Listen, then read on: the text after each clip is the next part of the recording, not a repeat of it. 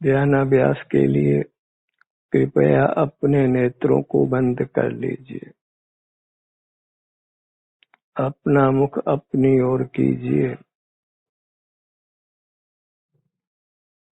अपने आभ्यंतर शरीर का एहसास कीजिए। यहाँ जो भी सुख दुख की स्थिति है उसका आपको अनुभव होता है। ये अनुभव ही मोक्ष का मार्ग है। इससे आप कर्मों के बंधन से मुक्त होते हैं, वीतराग रहते हैं, जिससे निराकुल रहते हैं, अनुपम शांति को भोगते हैं, उत्तम स्वास्थ्य को पाते हैं, जिससे आप सुख का अनुभव करते हैं।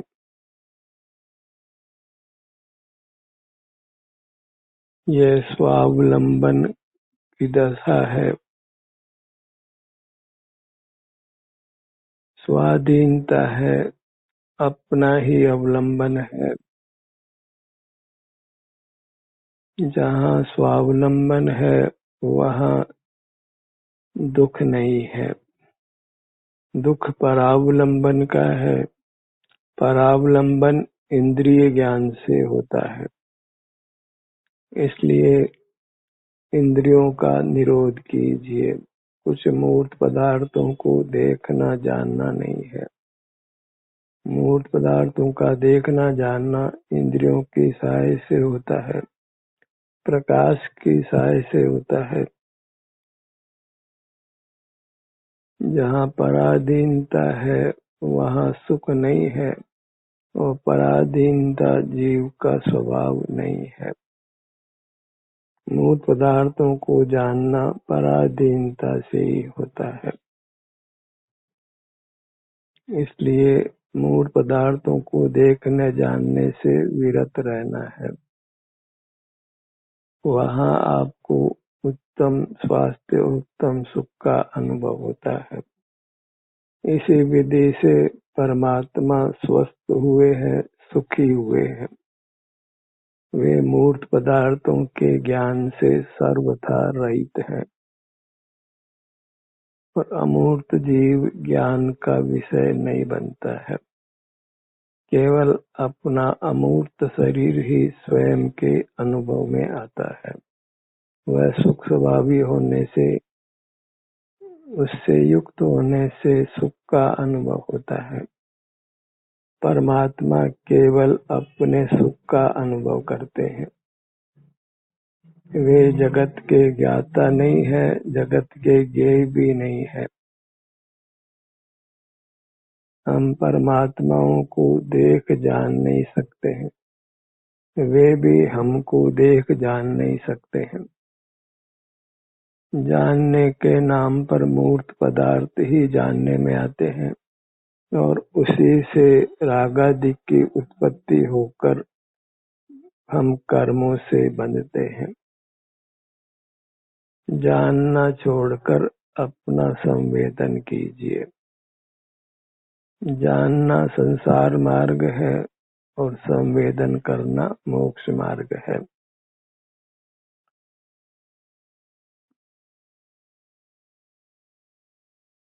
स्वानुभव करने से हमको सच्ची समझ उत्पन्न होती है कि स्वानुभव करना ही मोक्ष का मार्ग है।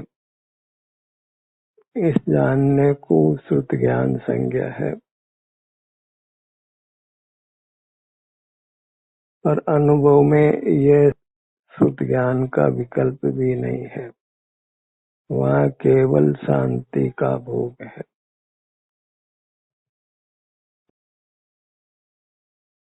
उसी शांति को भोगते हुए हमको रहना है।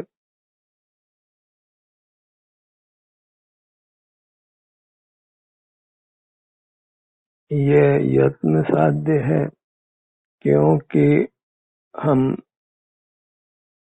अनादि से बहिर्मुख रहे हैं। आज भी बहुधा बहिर्मुख ही रहते हैं।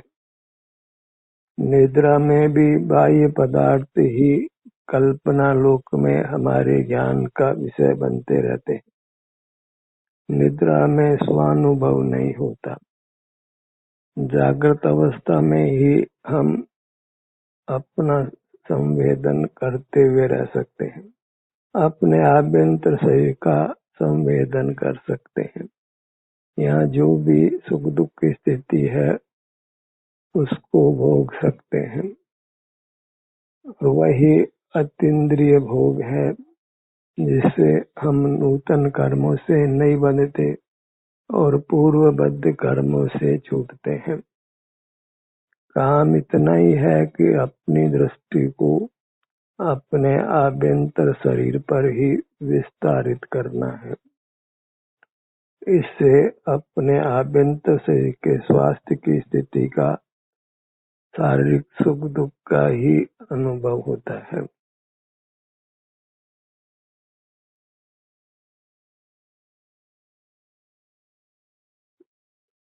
जहाँ बाहर की दुनिया को हम नहीं देखते, कुछ विचार भी नहीं करते, कुछ स्मरण भी नहीं करते, तो स्वतः ही हमको अपना विस्तार, अपना आभ्यंतर अमूर्त शरीर सुख दुख रूप से अनुभव में आता है।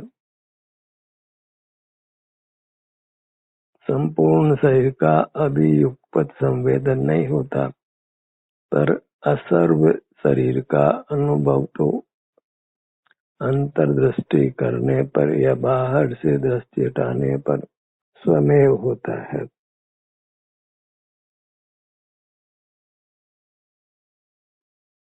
और अभी हमको यह सुविधा प्राप्त है कि हम अपने किसी भी भाग का संवेदन करें, अपने में ही एक स्थान पर स्थिर हो कि विहार करें। कुछ विकल्प नहीं करना है। शारीरिक स्वास्थ्य की स्थिति जो सुख दुख रूप से है उसका ही हमने अनुभव करना है।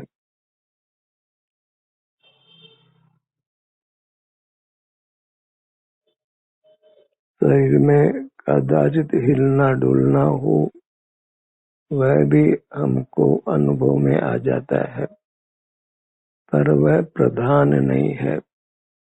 प्रधान है अपने सुख की स्थिति, क्योंकि हम सुख ही चाहते हैं।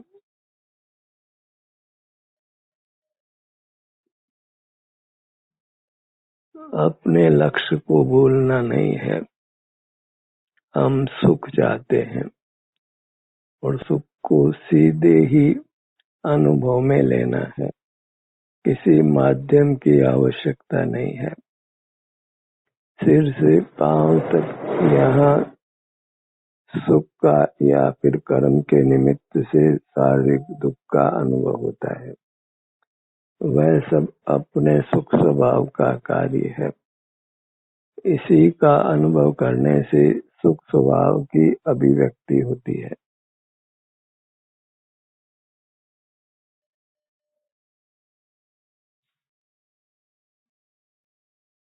शुद्ध दशा में केवल सुख का अनुभव होता है। पाप पुण्य के परिणाम नहीं होते हैं, इंद्रिय ज्ञान का परिणाम नहीं होता है। शरीर में कोई रोग आदि का दुख भी नहीं होता है, छेदन भेदन भी नहीं है।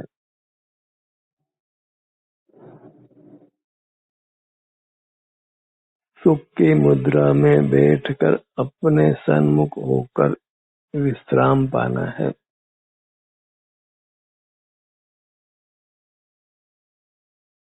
इससे सहज ही स्वास्थ्य प्रकट होता है।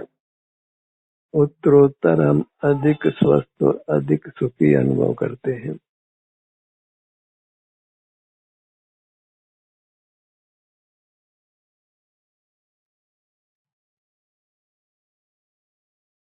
हमारी मूर्त ही हमारे द्वारा आदर करने योग्य है।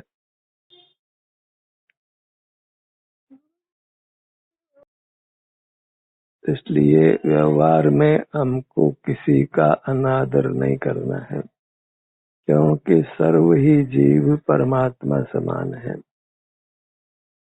भले परमात्मा दशा अभी व्यक्त नहीं हो, पर स्वरूप से अपने विस्तार से हम परमात्मा रूप ही हैं।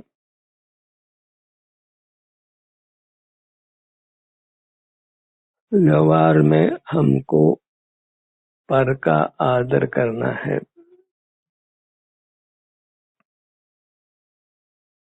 पर स्वानुभव के लिए हमें केवल अपना आदर करना है। पर का अनादर करके व्यवहार अच्छा नहीं हो सकता है, हम सुखी नहीं हो सकते हैं। जैसा व्यवहार हम पर के साथ करते हैं, वैसा ही व्यवहार लौटकर हमारे साथ होता है। आदर चाहते हैं तो आदर करना सीखिए।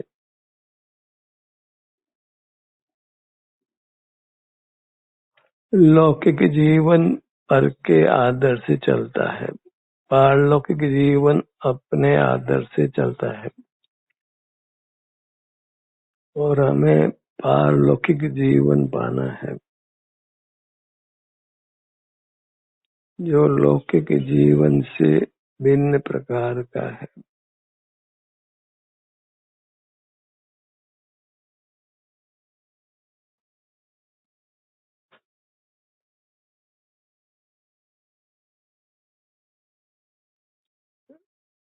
जब अपना मुख अपनी ओर है तो वह समय ही हम अच्छा व्यतीत करते हैं, अपने हित में व्यतीत करते हैं।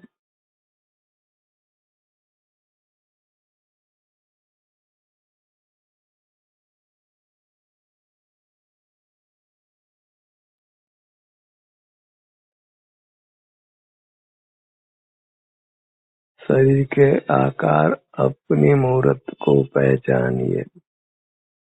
यह पहचान ही मोक्ष मार्ग का मूल है।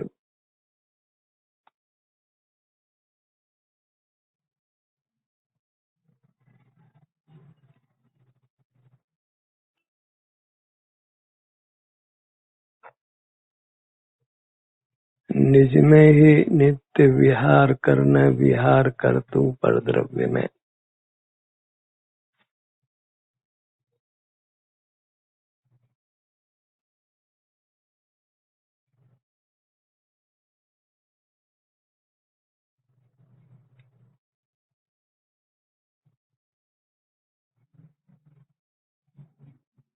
अपने में ही रति करना है,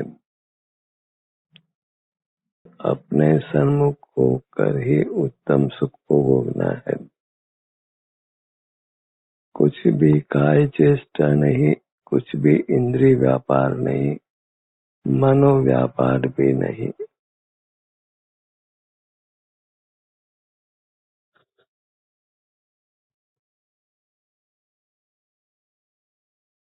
अपने ही विभिन्न अंगों को अपने सुझाव से बारी बारी से अनुभव में लीजिए। इस कार्य को स्वाधीनता से करने का अभ्यास डालना है।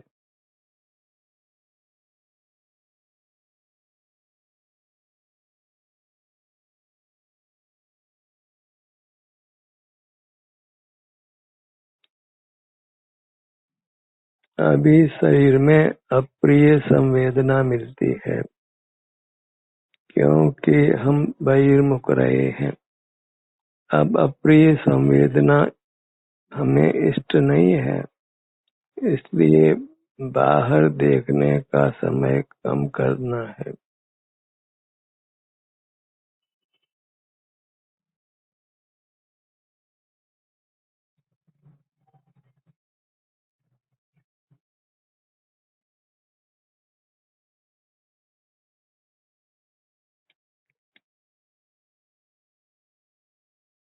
अपने विभिन्न अंगों उपांगों को लक्ष्य में लेते रहिए। यहाँ की संवेदनाओं को मुख्य करके अनुभव में लेना है। संवेदना सुख गुण की पर्याय की है और हम सुख गुण वाले ही हैं, इसलिए अपने गुण के कार्य का अनुभव करना है। सुख दुख अनुभव रूप होते हैं, स्वाधीनता से होते हैं। जो पराश्रय से होते हैं उनसे नूतन कर्मों का बंध होता है। पराश्रित जीवन नहीं जीना है, अपने यत्न का जीवन वो यथार्थ जीवन है।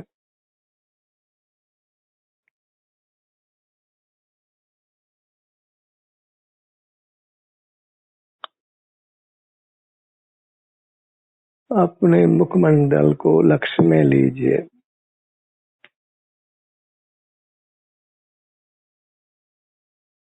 इस कार्य में किसी विद्या का उपार्जन करने की आवश्यकता नहीं है, शास्त्र अभ्यास की भी विशेष आवश्यकता नहीं है। देव शास्त्र गुरु के पराश्रय से भी मुक्त होकर हम स्वाश्रित होते हैं, स्वावलंबी होते हैं। पर का अवलंबन अच्छा नहीं है, फिर किसी पर का क्यों न हो।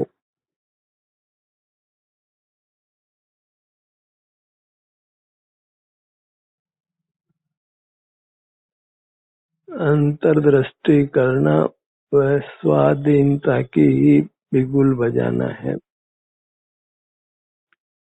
अपनी मूरत पर ही अपने सुख का झंडा फहराना है।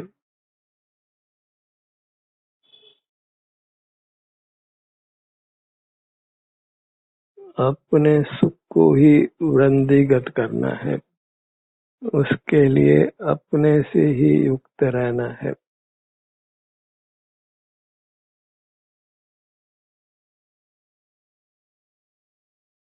ललाट के भाग पर आइए।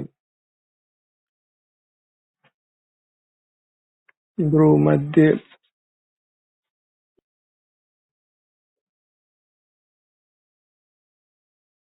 दोनों नेत्र,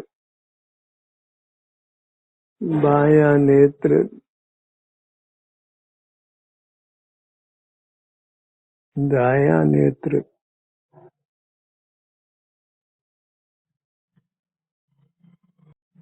इस कार्य में सुख कम मिले या अधिक मिले, शरीर में वेदना हो कि आराम हो, यही कार्य हमको करते रहना है। यह स्वानुभव की क्रिया है जो मोक्ष का मार्ग है।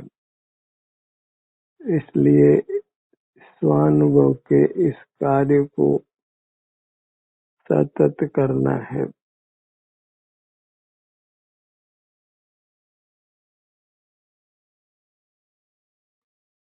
अपने नासिका भाग पर आइए।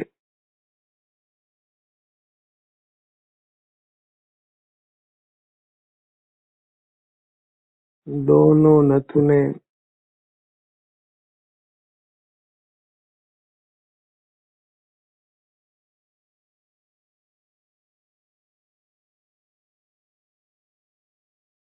श्वासोच्छ्वास क्रिया को अनुभव में लेकर यह जानिए कि ये कर्म के संबंध से है।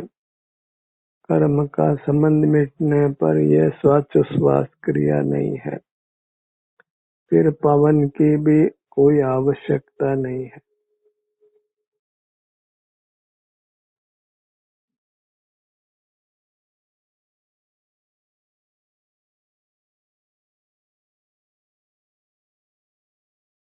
मुख पर आइए।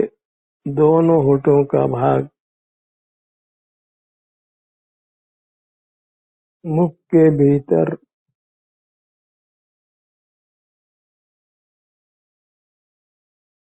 ऊपर की दंत पंक्ति,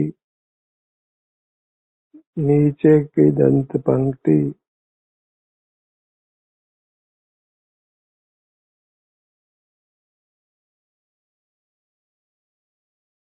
जिह्वा, तालू, कंठ, ठुड्डी, बायां गाल, दायां गाल, पूरा मुखमंडल,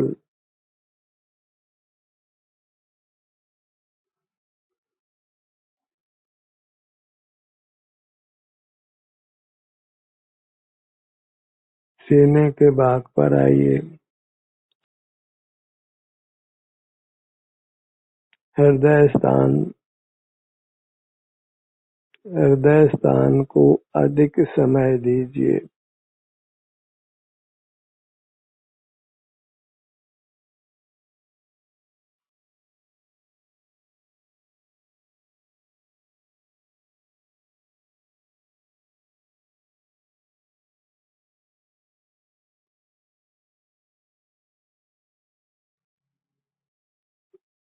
अपने दाहिनी भुजा को लक्ष्य में लीजिए। बाईं भुजा, दाहिनी अंगुलियां,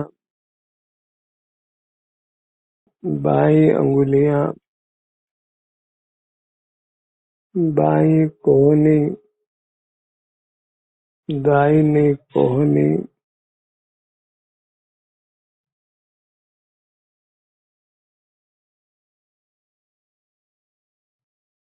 दोनों कंधे,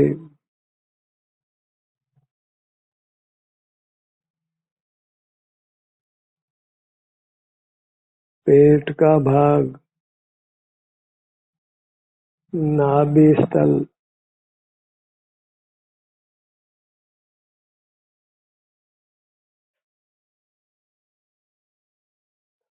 पीठ का भाग।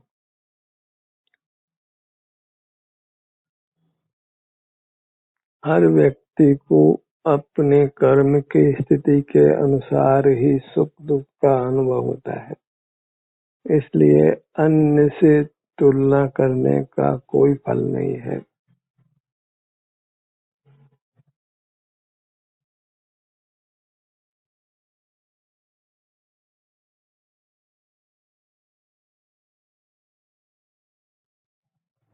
दाहिना पैर,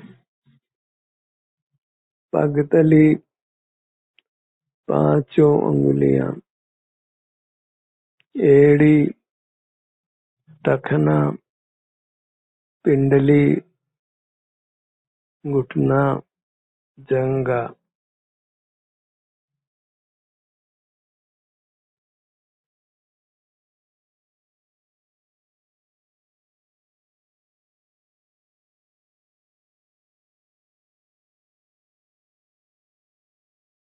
दोनों पैर, दोनों भुजाएं, पूरी मूरत।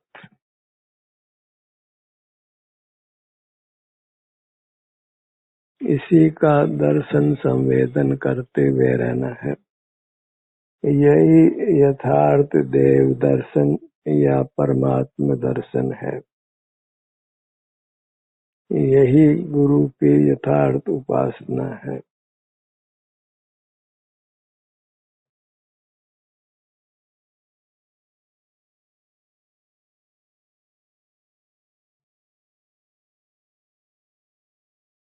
अपने सुझाव से, अपनी भावना से, अपनी प्रेरणा से अहोरात्रि स्वानुभव का प्रयत्न करते रहिए। इसी से कर्मों के बंधन को नष्ट करिए, उत्तम सुख को प्रकट कर अनुभव में लीजिए, अपने आगामी अनंत भविष्य को सुखद बनाइए। ध्यान का सत्र यहीं समाप्त होता है।